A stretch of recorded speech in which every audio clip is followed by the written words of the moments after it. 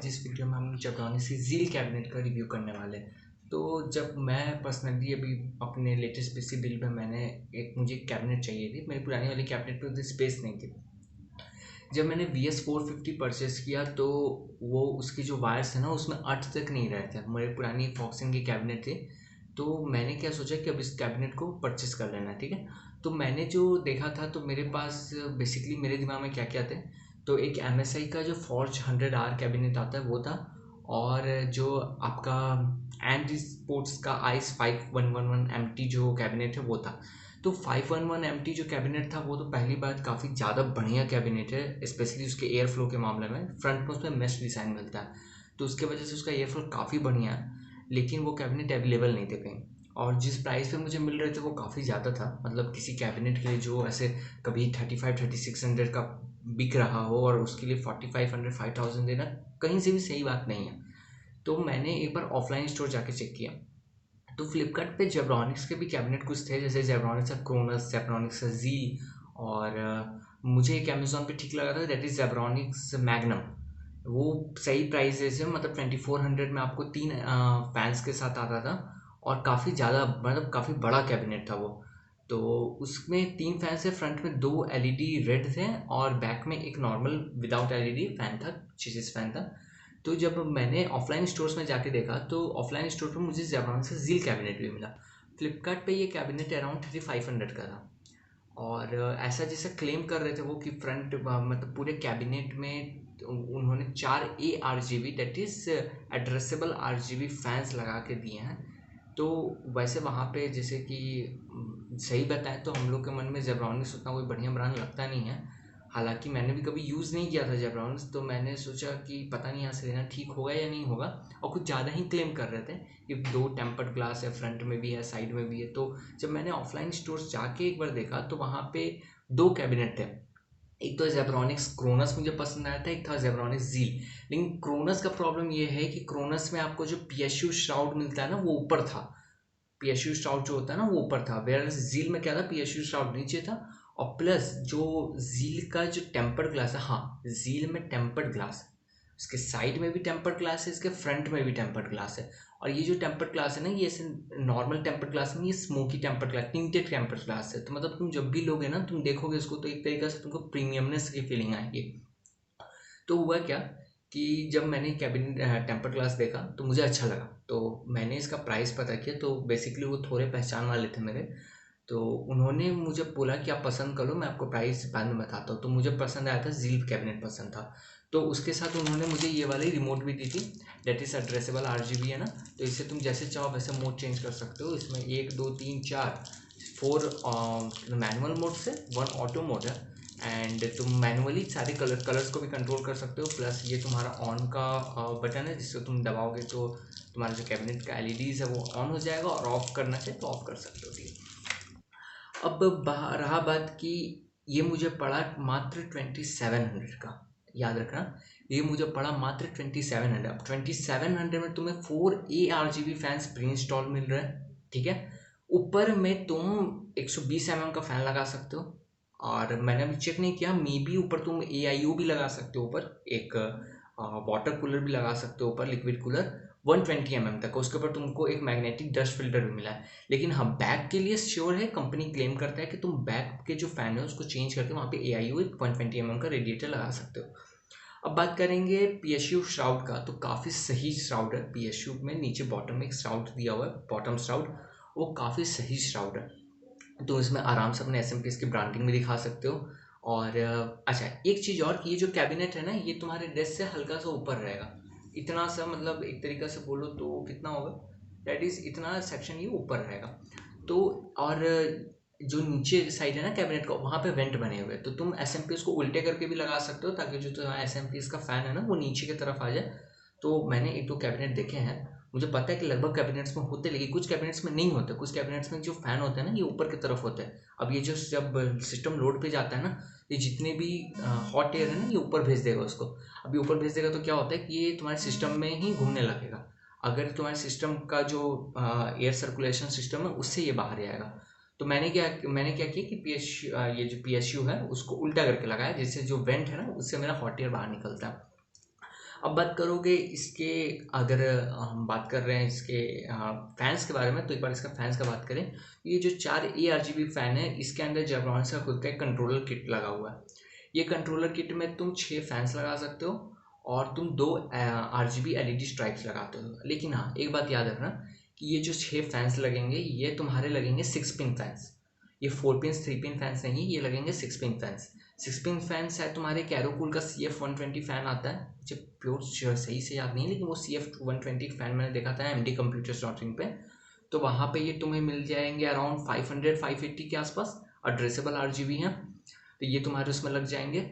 और जो LED stripes है वो आएंगे तुम्हारे 4 पिन LED स्ट्राइप्स, तो तुम आराम से उसको वहाँ से कनेक्ट कर सकते हो। मतलब बेसिकली काफ़ी ज़्यादा फ्यूचर प्रूफ है। तुम 4 अभी जैसे 4 लगे हुए ना, तुम 2 और लगा सकते हो। 6 थे या 8 थे, मुझे कंफर्म याद नहीं, मुझे कंट्रोलर पर देखना पड़ेगा। और 2 LED स्ट्राइप तो आराम से लगा सकते हो। अब बात है कंट्रोलर के पावर की, तो ये कंट्रोलर जो है ना, पावर लेता है तुम्हारे मोलेक्स कनेक्टर से। अगर तुम्हारे सिस्टम में, तुम्हारे मदरबोर्ड में RGB हेडर ना भी हो, तो तुमको ये मोलेक्स कनेक्टर से डायरेक्ट पावर ले लेगा। तुम अपने ये जो रिमोट है ना, इसे तुम चेंज कर सकते हो। ठीक। अब इसका अब अगर हम लोग बात करें इसके अनदर प्रो के बारे में, तो इसका अनदर प्रो जो है वो है तुम्हारा इसका टेम्पर्ड ग्लास। तो ये जो पहला बात है कि ये टिंटेड टेम्पर्ड ग्लास है, और दूसरा कि ये जो टेम्पर्ड ग्लास की थिकनेस जो है ना, पतली नहीं है, काफ़ी मोटी टेम्पर्ड ग्लास है। जो तुम प्राइस पे कर रहे हो उसके हिसाब से तुमको सही टेम्पर्ड ग्लास मिल रहा है। अब तुम इससे ज़्यादा और क्या उम्मीद कर सकते हो। ये एक M80X कैबिनेट है, मिनी 80X कैबिनेट। ठीक है, तुमको काफ़ी ज़्यादा कॉम्पैक्ट लुक मिलेगा। तुमको ये कैबिनेट देखने में ना बहुत प्यारा सा कैबिनेट लगेगा। तुम इसको देखोगे ना, पहली बार इसको ऑन करोगे तो इसके कितने सुंदर कलर्स आते हैं इस कैबिनेट के, तुमको लगेगा यार तुम्हारा पैसा बिल्कुल वसूल है।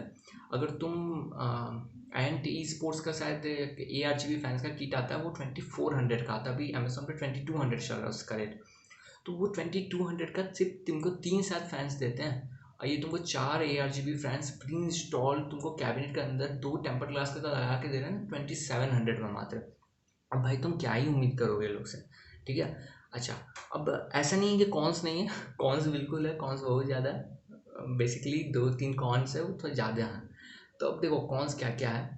कौन सबसे पहले ये है इस कैबिनेट की कि इसके जो अपर साइड में ना, यहाँ पे जहाँ पे स्क्रू लगा है, वहाँ पे अजीब ओवल टाइप का इसमें ना वेंट उठा हुआ है। तो ये मुझे लगता है ना कि वहाँ थोड़ी चीज़ कमी रह गई है।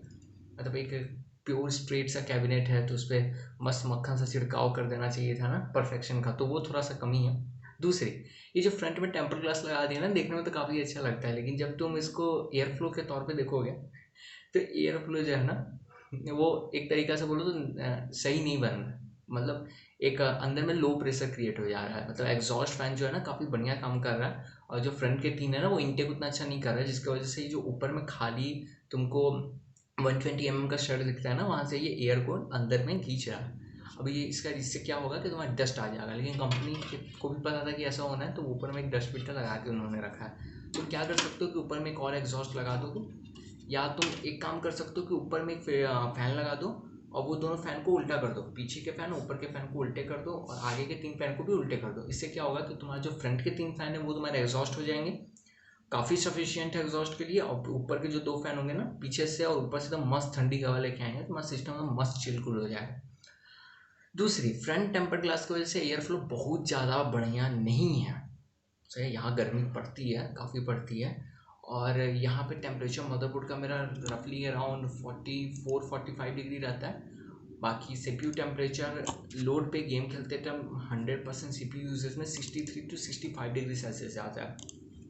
रही बात मेरी SSD की, तो वो अराउंड रहती है 50 degree Celsius, 45-50 degree Celsius. NVMe SSD है किंगस्टन की, तो 50 डिग्री सेल्सियस तक रहती है।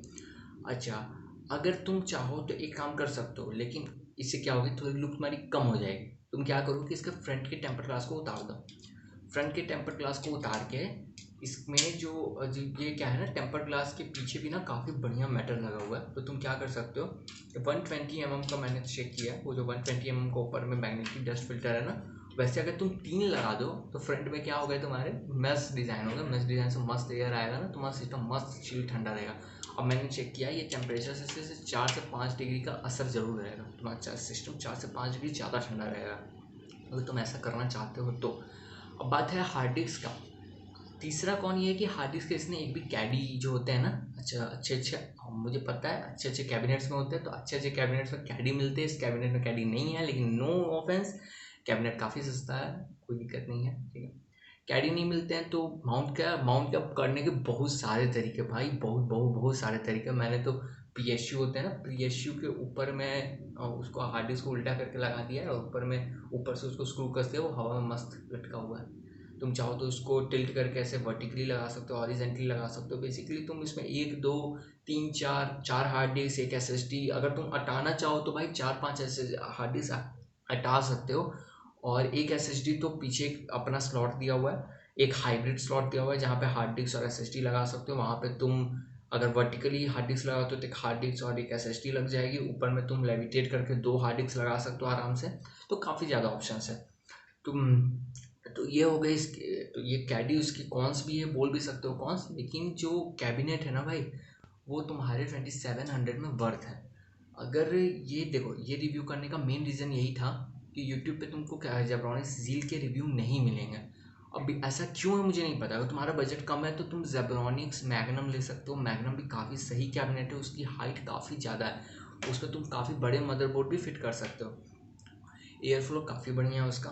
बस यही कि उसमें तुमको ऐसे ये 2 ही फ़ैन मिलते हैं, आगे RGB वो वाले रेड वाले फ़ैन मिलते हैं, पीछे एक नॉन RGB शायद फ़ैन है। तुमको अगर लुक और चाहिए तो तुम जेब्रॉनिक्स का डिमीटर ले सकते हो। डिमीटर मैंने सामने देखा, वो सोल्ड हो चुका था, वो काफ़ी ज़्यादा सुंदर था। उसके आगे फ्रंट में ना RGB स्ट्राइप्स लगे हुए थे, काफ़ी ज़्यादा सुंदर था वो, ठीक है।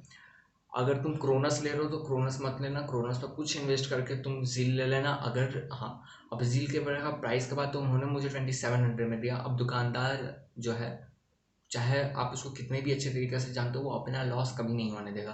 तो उसने अगर मुझे 2700 में सेल किए हैं तो भाई उसका कुछ ना कुछ प्रॉफिट होगा। तो तुम भी कोशिश करना है कि तुमको 2700 to 3000 मिल जाए। अगर तुमको मिल जाती है तो ले लेना, नहीं मिलती है तो वेट करना। 3600 3700 तक में IS-511 MT जब भी आए तो वो ले लेना। अगर तुम्हारी बजट ज़्यादा जाती है, 4000 4500 तक जाती है, तो 4500 में अगर तुमको मिले तो 100R MSI फॉर्ज 100R क्या कैबिनेट है वो लेना। उसकी भी एयर फ्लो काफ़ी काफ़ी काफ़ी ज़्यादा सही है। प्लस MSI है ना भाई, तुम्हारे घर में MSI लगा रहेगा, जो कोई भी आकर बंदा देखेगा सबसे पहले वाह MSI की कैबिनेट है, ठीक है। तो ये जो कैबिनेट है ये काफ़ी ज़्यादा सुंदर है। अगर तुमको देखो, ये रिव्यू बनाने का सीधा सा बात है भाई, एज कंज्यूमर पर्सपेक्टिव मैंने रिव्यू बनाया है, मैंने परचेस किया, मेरे पैसे लगे हैं तब मैंने रिव्यू बनाया है, ठीक है। अगर तुमको ये रिव्यू पसंद आता है तो इस वीडियो को लाइक कर दो। अगर तुमको कोई प्रॉब्लम लगती है तो, या कुछ सजेशंस है, जो भी है तुम इसे नीचे कमेंट कर सकते हो। हाँ, और चैनल को सब्सक्राइब कर दो। जैसे ही छोटे मोटे एज अ कंज्यूमर पर्सपेक्टिव जितने भी रिव्यूज़ होंगे, जितने भी ट्रबल शूटिंग, वो सब मैं करने का कोशिश करूँगा, ठीक है। और तब तक के लिए बेल आइकन को भी दबा दें ताकि जो भी फ्यूचर अपडेट्स हैं तुमको मिल जाए। तब तक के लिए bye bye and stay blessed.